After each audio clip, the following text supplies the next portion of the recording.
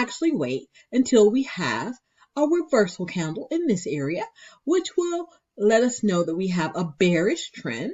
All right, so we will see a harami or a bullish engulfing, tri-star. So we will actually see our confirmation candles here in this area.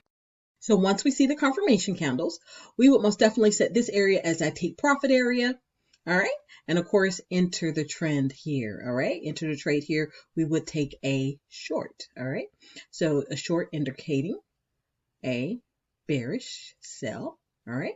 And of course, once we see up in this area, same thing, the retest, it goes up and then retest this area.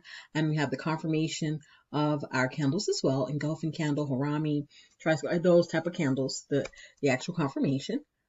And then we go ahead and enter the trade, all right? And so we would enter a long, which is a bullish buy, right? And this again would be our profit area for that.